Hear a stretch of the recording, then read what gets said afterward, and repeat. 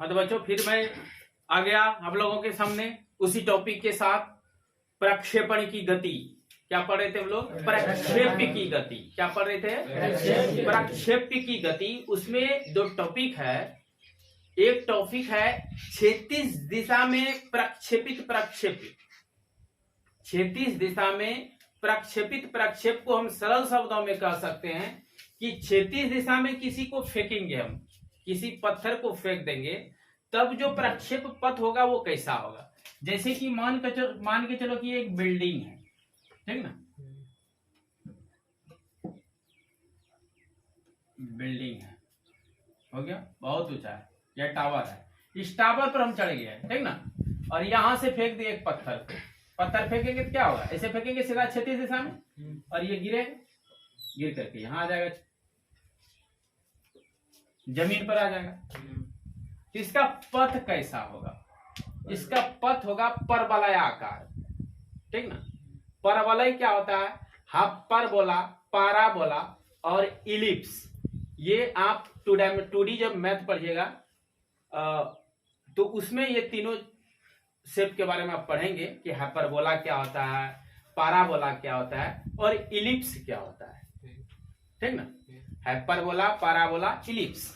जैसे कि ये ऐसे पढ़ेंगे, ऐसे पढ़ेंगे आकृति के बारे में, और इस प्रकार का आकृति के बारे में, इसको इलिप्स कहते हैं, ठीक ना।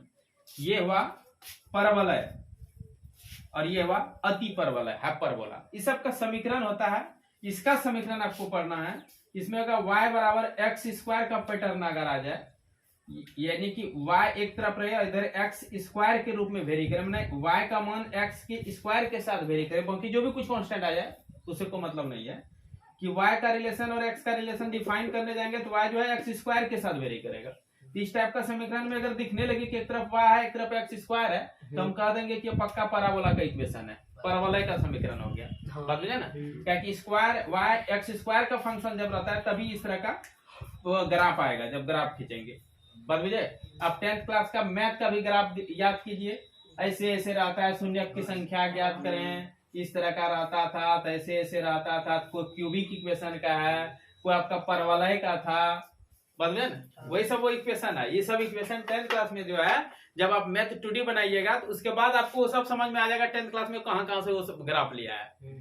तभी तो आपको खाली लगा के ऐसा ग्राफ बनाया है, 2 जगह कटा है इसलिए शून्य की संख्या 2 बताना है, 3 जगह कटा है शून्य की संख्या 3 बताना है। लेकिन बहुत फेमस वो ग्राफ है, वो साधारण ग्राफ नहीं है। वो सब समझ में आएगा आपको जब 11 का 12 का आप मैथ सही ढंग से बनाएंगे तो उसके बाद। तो परवलय आप वहां समझेंगे। अभी आपको इतना जानना है कि इस परवलय का समीकरण जो होता है वो एक्स स्क्वायर के साथ y वेरी करता है, बस इतने बात समझना है, ठीक। क्या हम सिद्ध कर पाएंगे कि यहां से किसी पिंड को जब फेंकेंगे इसका समीकरण परवलय का समीकरण आएगा, पाराबोला का इक्वेशन आएगा, यानी कि y बराबर समथिंग एक्स स्क्वायर आ जाएगा। बात समझ रहे? एक होता है क्या? क्षैतिज दिशा में प्रक्षेपित प्रक्षेप्य, और एक होता है क्षैतिज दिशा से कुछ कोण पर प्रक्षेपित प्रक्षेप्य। दोनों का समीकरण सिद्ध करके दिखाना है, दोनों का इक्वेशन निकालना है। जैसे एक तो दूसरा फिगर इस तरह बनेगा कि जैसे ये निर्देशांक तल है, क्षैतिज दिशा ये हुआ, इससे कुछ कोण पर हम फेंक देते हैं, थीटा एंगल पर फेंक दिए। इसका समीकरण कैसा आएगा? इस पथ का समीकरण कैसा होगा? यहाँ है इस पथ का समीकरण कैसा होगा? बात बुझे। जैसे कि आप लीनियर इक्वेशन में ग्राफ अगर खींचते हैं, जैसे ये क्या है? रेखिक समीकरण का ग्राफ है, x + y बराबर कुछ होगा, ऐसे करके आता है ना।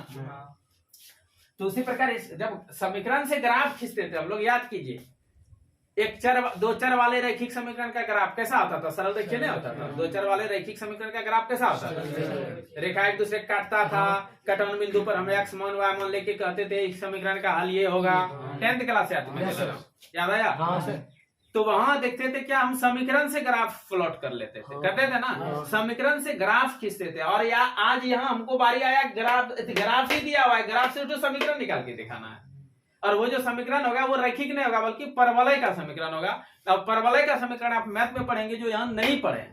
परवलय का समीकरण होता है y बराबर kx², k मींस कुछ कांस्टेंट उस जगह आ जाएगा, कुछ भी आ सकता है कांस्टेंट। समझ में आया? तो हम एक तरफ y एक तरफ x² का फंक्शन अगर आ जाए तो एकदम गर्व से कहेंगे ये परवलय का ही इक्वेशन है। और यहाँ से क्वेश्चन क्या आएगा वो मैं बताऊंगा। पहले आप ये क्वेश्चन समझे क्या है। तो क्षैतिज दिशा में प्रक्षेपित प्रक्षेप का समीकरण, यानी क्षैतिज दिशा में फेंका हुआ किसी पत्थर द्वारा बनाए गए पथ का समीकरण, सरल शब्दों में बात बुझे। और ये हुआ क्षैतिज दिशा से कुछ कोण पर फेंका गया पत्थर के द्वारा बनाए गए पथ का समीकरण, बात बुझे। हिंदी में समझे। और इंग्लिश में है कि प्रोजेक्टाइल फायर्ड हॉरिजेंटली, हॉरिजेंटल रूप में, मतलब क्षैतिज दिशा में जब हम प्रोजेक्टाइल फायर्ड करेंगे, यानी कि प्रक्षेपण पथ का निर्माण करेंगे, तो उसका समीकरण क्या होगा। अंगिका में इसी को कहते हैं कि एक ढेलवा सीधा सीधी फेंकबे तो जो रास्ता बनता है समीकरण की होता है, ठीक ना। इसका अंगिका में हम कहेंगे कि एक पत्थर ऐसे करके फेंकी देवे तो रास्ता जो बनते रास्ता समीकरण की होते है। समझ में आया। यानी क्या हुआ यहाँ, projectile fired eight angle with horizontal, ये टॉपिक हुआ। ये हुआ प्रोजेक्टाइल फायर्ड हॉरिजेंटली, क्षैतिज रूप में इसको फेंक देंगे तब जो रास्ता बनेगा उसका समीकरण क्या होगा। टॉपिक समझ में आया। तो पहले मैं इसका निकाल के दिखाता हूं, उसके बाद इसका निकाल के दिखाऊंगा। दोनों परवलय बनेगा, और परवलय बनेगा तब तो क्वेश्चन क्या आएगा आपके परीक्षा में वो मैं बता दूंगा। पहले आप समझिए इसका समीकरण निकालें। तो मान लेते हैं कि किसी पिंड को धरातल से h ऊंचाई, कितना ऊंचाई, h ऊंचाई पर जाकर हमने क्षैतिज दिशा में फेंक दिया। कितना वेग से, u वेग से, ठीक ना। तो अगर u वेग से क्षैतिज रूप में फेंके तो ऊपर हो जाएगा कभी, कुछ जब भी जाएगा गुरुत्वाकर्षण बल के अधीन नीचे गिरने लगेगा और कुछ होगा, जी लगेगा उसमें। क्षैतिज दिशा में फेंकेंगे हर पॉइंट पर जी लगने लगेगा, नतीजा ये होगा सीधा जा भी नहीं पाएगा, ऐसे ऐसे ऐसे घूमते घूमते यहाँ गिर जाएगा, झुकते झुकते चला जाएगा। क्योंकि इधर जो 10 मीटर प्रति सेकंड स्क्वायर का त्वरण लगेगा वो केंद्र की ओर खींचना चाहेगा हमेशा हर बिंदु। तो यहाँ तो ओरिजिनल यू हम दे दिए, लेकिन एक बिंदु भी आगे बढ़ेगा और जी उसको कम करते चला जाएगा, करते हर बिंदु पर कम करते जाएगा और बेटा धीरे धीरे धीरे धीरे यहाँ आके गिर जाएगा, नतीजा यही होगा। और अगर जी नहीं लगता तब इसको जो फेंकते हरे हरे ये रास्ता चलते रहता, ये अपना बपुती रोड बना लेता, ठीक ना, क्यों चलते रहता अनंत काल तक। लेकिन जी इसको क्या करता है, जिसका हर बिंदु पे जी कम ज्यादा कर रहा, करते करते करते करते नतीजा ये हो जाता है, ले दे के उसको धरती अपने में समा लेती है। तो एक रास्ता बन गया इस प्रकार का। हमने जो फेंका था पत्थर कितना वेग से, यू वेग से किधर फेंका था, क्षैतिज दिशा में। तो इसका ऊर्ध्वाधर दिशा में मान क्या होगा, 0 होगा, क्षैतिज दिशा में वही यू हो जाएगा, बात बुझे। यानी कि हम अगर इसको दो घटक वियोजित भी करना चाहेंगे तो 90 डिग्री के साथ घटक होता है, तो इधर यू एक्स मान लेंगे और इधर यू वाई मान लेंगे, तो यू वाई सीधे 0 दिख रहा है और यू एक्स बराबर यू ए रह जाएगा। क्योंकि कोई भी वेक्टर को वियोजित करते हैं दो समकोणिक अवयव में, बात है। तो इसका ऊर्ध्वाधर अवयव और ये खुद 90 डिग्री के साथ, ऊर्ध्वाधर से खुद 90 डिग्री के साथ इसको फेंकवे तो यू एक्स यू ए रह जाएगा, समझे। यू एक्स क्या रह जाएगा, यू ही रह जाएगा। तो भाषा में क्या लिखेंगे, पहले टॉप हेडिंग का नाम तो मैं नहीं लिखा हूं, अब लिख देता हूं। क्षैतिज दिशा में प्रक्षेपित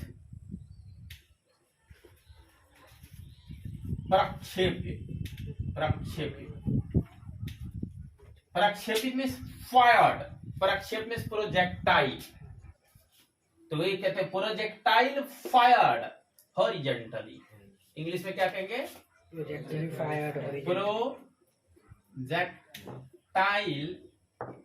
फायर्ड। ये हुआ प्रक्षेपित मतलब छोड़ा हुआ, projectile fired horizontally, HORI, हॉरी ZZON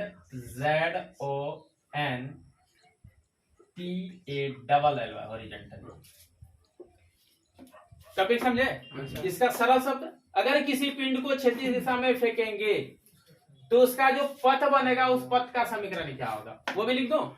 नहीं लिख देता हूं, दिशा में आकर, हाँ, क्षैतिज दिशा में फेंकी गई पत्थर द्वारा बनाए गए पथ का समीकरण ना, इक्वेशन ऑफ पथ थ्रोन अ स्टोन हॉरिजेंटली।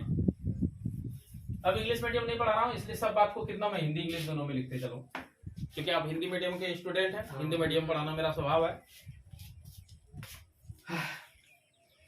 अब यहाँ एक गणित करेंगे हम लोग, गणित वाला मजा लेंगे। क्या लेंगे कि मान लेते हैं, माना कि धरातल से h ऊंचाई पर से किसी पिंड को क्षैतिज दिशा में u वेग से फेंका जाता है। अब मेरा चाहेंगे तो ये साउंड रिकॉर्ड हो रहा है, सुन के लिख लेंगे। मैं आगे गणित करूं। माना कि किसी पिंड को धरातल से h ऊंचाई पर से क्षैतिज दिशा में u वेग से फेंका गया, तो फिर लिखेंगे वेग u का ऊर्ध्वाधर घटक कितना हो जाएगा, u y, जो कितना होगा 0, और क्षैतिज घटक किसको कहते हैं, क्षैतिज है ना, तो ये खड़ा ux ua हो जाएगा। अब हम चाहेंगे यहाँ, तो यहाँ से यहाँ तक जो पिंड जाएगा इसका दूरी तो मान लेते हैं r, परास, जो कि x अक्ष पर है। किस पर है, x अक्ष पर है, और ये y अक्ष पर। कोऑर्डिनेट तो बनाना ही बनाना है, सबसे पहले तो कोऑर्डिनेट बनाना चाहिए, ठीक। अब हम लिख सकते हैं x अक्ष की ओर पहुंची गई महत्तम दूरी, यह परास, डायरेक्ट लिखेंगे परास बराबर, परास कैसे निकालेंगे, परास में रेंज r, तो हाँ परास बराबर क्या लगाएंगे, ut plus half at square लगा देंगे ना, यानी कि r बराबर u का मान, तो क्षैतिज दिशा में u कितना था, u था, टाइम तो कुछ लगाए होगा d मान लिए, प्लस हाफ क्षैतिज दिशा में g कितना लगा है, g क्षैतिज दिशा में कभी नहीं लगता, याद रखेगा। g का मान क्षैतिज दिशा में कभी नहीं लगता है, या तो ऊपर जाते समय लगता है या तो नीचे जाते समय। क्षैतिज दिशा में g पूछे कितना लगेगा, मतलब g इधर कितना ठेल सकता है, g क्षैतिज दिशा में कितना ले जा सकता है या ला सकता है, तो g का घर है धरती तर में, ठीक ना, इसलिए वो धरती तर की ओर खींचता है हमेशा, एक ही दिशा उसका ये केंद्र की ओर खींचना चाहता है, इस दिशा में उसको औकात नहीं है, इधर ठेल देगा जरा सा भी, ठीक ना। क्षैतिज दिशा में g पहुंचा दे उसको औकात नहीं है। दुनिया में कितना शक्तिशाली चीज होता है, उसका औकात का एक लिमिटेशन होता है, ठीक ना। तो जी का औकात केवल नीचे गिराने का, दाएं बाएं ले जाने का औकात जी को नहीं है। क्या लगता है आप लोग को, क्या नहीं सर, तो जी उधर क्या लगता होगा आप ही बताइए, अरे 0, और ये ऐसा चीज मिला सब को चाट लेगा, तो क्या रेंज क्या बन जाएगा, r बराबर ut। इसको रहने देते हैं, ये तो बात क्षैतिज दिशा में तय की गई दूरी। अब लिखेंगे ऊर्ध्वाधर दिशा में, ऊर्ध्वाधर नीचे की ओर तय की गई दूरी। यहाँ से जो हम फेंके थे नीचे कितना आया होगा, यानी इसका इस बिंदु पर आइए, यहाँ से यहाँ तक नीचे दिखेगा, ये तो नीचे कितना आया था इसमें दिखेगा, हाँ सर, नीचे की ओर कितना आया, तो यहाँ लिख देंगे नीचे की ओर तय की गई दूरी, यानी कि y अक्ष की ओर,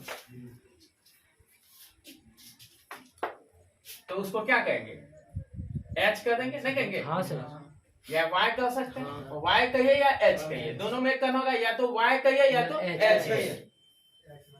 हाँ h अभी तो h कहना होगा, h बराबर वही ut plus half at square, कुछ लेके आगे बढ़ेंगे।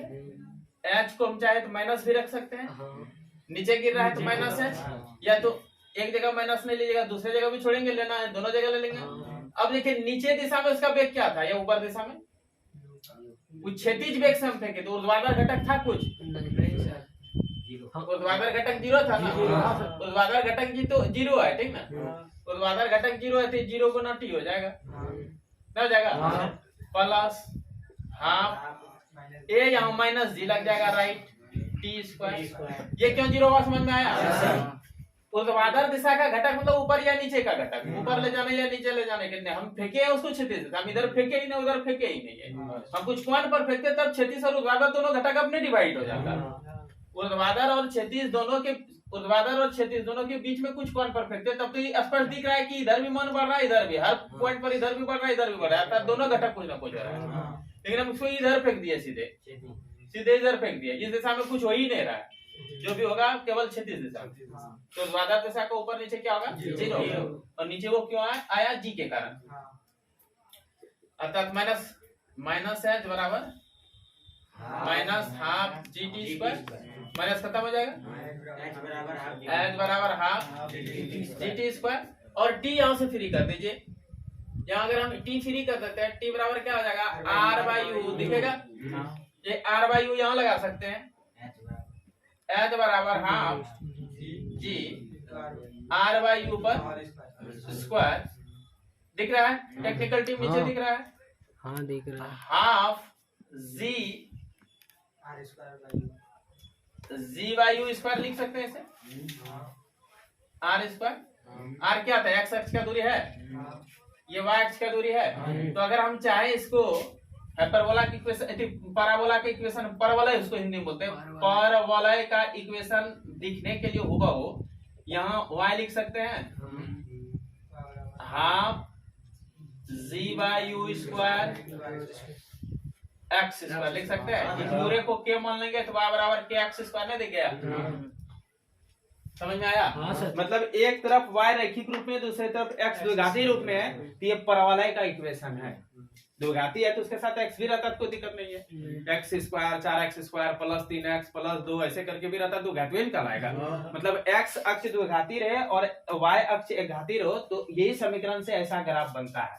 इस तरह का ग्राफ ऐसे बनना, ऐसे बनना, ऐसे बनना, ठीक ना? मतलब यू आकार का जितना ग्राफ बनता है वो सब समझे उसका इसी तरह का समीकरण से ग्राफ आता है। इस तरह का समीकरण का ग्राफ खींचेगा ना वो यू आकार का दिखने लगेगा, तो परवलय कहलाता है वो। समझ में आया? ये समझिए कैसे आया। अब यहाँ क्वेश्चन क्या बनेगा? निम्न में से कौन परवलय का समीकरण है? आपको ये दिखा देगा तो आप कह देंगे हाँ ये तो परवलय का समीकरण। आप जानेंगे एक तरफ y अक्ष अकेला रहे एक्स स्क्वायर के रूप में आ जाए तो इसको हम परवलय का समीकरण बोलेंगे। मान लीजिए आपको कह देगा क्या क्षैतिज से किसी पिंड को u वेग के साथ फेंका जाता है तो उस पथ का समीकरण क्या होगा, या उस पिंड द्वारा बनाए गए पथ का समीकरण क्या होगा,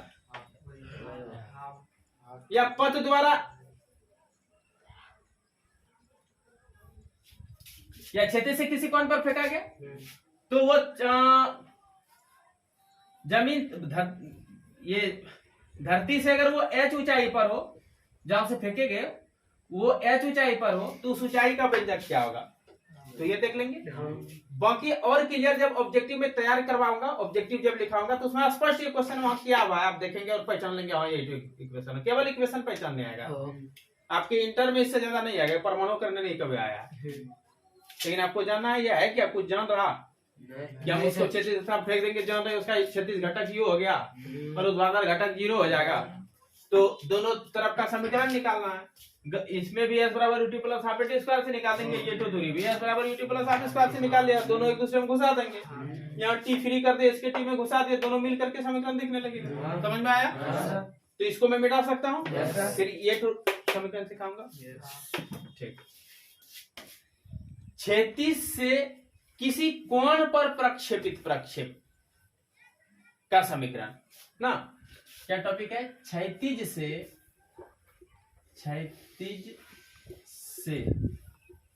किसी कोण पर प्रक्षेपित प्रक्षेप्य मतलब क्या? Projectile fired at a angle with horizontal ना, प्रोजेक्टाइल फायर्ड में छोड़ा गया, प्रक्षेपित किया गया ना। प्रोजेक्टाइल में प्रक्षेप, प्रोजेक्टाइल प्रक्षेपण पथ को बोलते हैं। तो कहता है प्रक्षेपण पथ जो बना, जो प्रक्षेपित हुआ, कैसे? एट एन एंगल, किससे? विथ हॉरिजेंटल, विथ हॉरिजेंटल,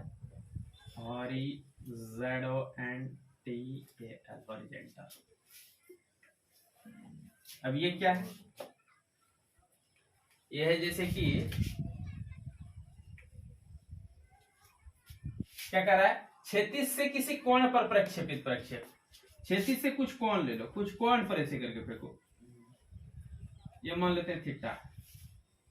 तब कहता है ये जो प्रक्षेपित प्रक्षेपी हुआ, मैंने छोड़ा गया प्रक्षेप्य पथ हुआ, रास्ता हुआ, इसको सिर्फ प्रक्षेप मीन्स प्रक्षेप्य पथ, प्रक्षेप्य या प्रक्षेप्य पथ एक ही चीज है, प्रक्षेप या प्रक्षेप्य पथ एक ही चीज है। तो कहता प्रक्षेपित यानी बनाया गया, फायर्ड क्या हुआ? प्रक्षेप यानी प्रक्षेप्य पथ का समीकरण क्या होगा? क्षैतिज से किसी कोण पर फेंकी गई पत्थर द्वारा बनाए गए पथ का समीकरण सरल शब्दों में ये है, ठीक है? लिख देता हूं उसको भी। क्षैतिज से किसी कोण पर फेंकी गई पत्थर द्वारा बनाए गए पथ का समीकरण, समीकरण ये भी परवलय के आकार में आएगा। कैसे आएगा देखता हूं सरल करके। तो मान लेते हैं कि u वेग के साथ किसी पिंड को फेंक दिए थे, कितना वेग के साथ? u वेग, तो ऐसे ही जाना चाहेगा ना, लेकिन यहाँ लगा हुआ एक डाइन, कौन? जी, जो निगलना चाहेगा हमेशा, ठीक ना? तो नतीजा ये हुआ कि इसका रूप जो है इस तरह आएगा, धीरे धीरे धीरे धीरे बेचारी पत्थर गिर के धरती में समा जाएगी ना। तो क्षैतिज से किसी कोण पर जब फेंकेंगे तो u वेग से फेंक दिए। अब देखिए जब ये ऐसा इस तरह का फेंका जाता है जो कि x अक्ष और y अक्ष दोनों तरफ दूरी तय करे, देखिए हर बिंदु पर आगे बढ़िए, हर बिंदु पर आगे बढ़िए, देखिए x तरफ भी बढ़ रहा है, y तरफ भी बढ़ रहा है, तो इसका दोनों घटक होगा। तो इस घटक को हम मान लेते हैं, माना कि u का क्षैतिज घटक ux है, ux कितना होगा? u cos थीटा, ये नहीं हो जाएगा? हाँ सर। और ऊर्ध्वाधर घटक u है, जिसका मान क्या हो जाएगा? u sin theta. अब आप लोग देखिए घटक में वियोजित करने सीख लिए, ठीक ना? और ये भी कम लगेगा आपको जब कंपटीशन का शगीर अहमद और RS अग्रवाल गणित पढ़ाऊंगा, वहां भी कहीं ना कहीं ये कम बराबर बीच बीच में लगता है, एक दो चैप्टर में, ठीक ना? गणित में कम लग जाएगा ये घटक वियोजित करने का। स्टैंडर्ड लेवल का जब बनाएंगे आप हिसाब, तब ये हो गया। अब क्या है कि मान लेते हैं महत्तम ऊंचाई आज क्या है ना, और इसका रेंज जो है r है, रेंज कितना है? r। तो इसी r का फिर हम गति वाला समीकरण लगा के निकालेंगे, h का निकालेंगे, फिर दोनों एक दूसरे में घुसाने की कोशिश करेंगे। निकालते हैं।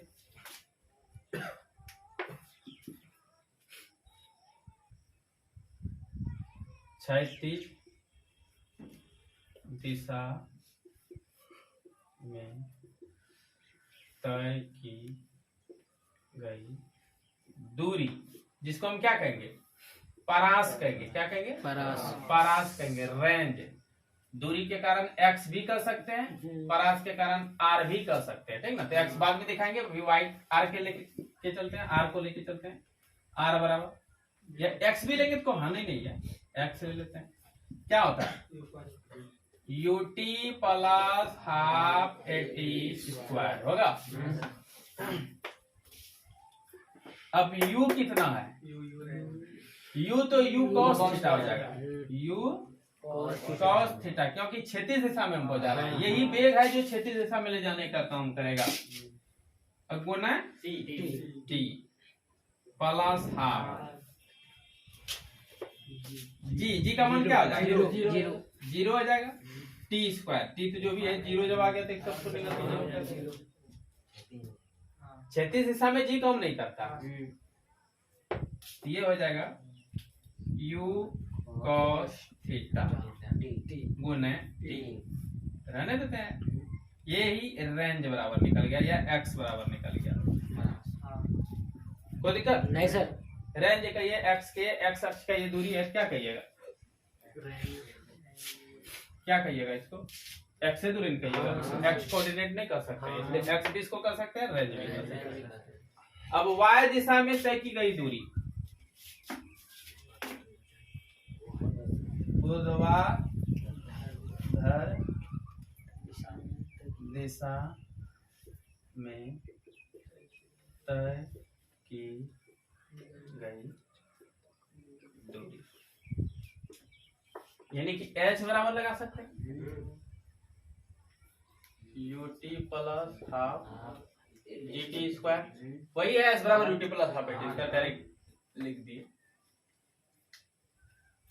h का मान मान लिए h ही है, u ऊपर दिशा में कौन वेग लेके गया था, u sine theta into t plus half g, तो माइनस जी लगा टी स्क्वायर।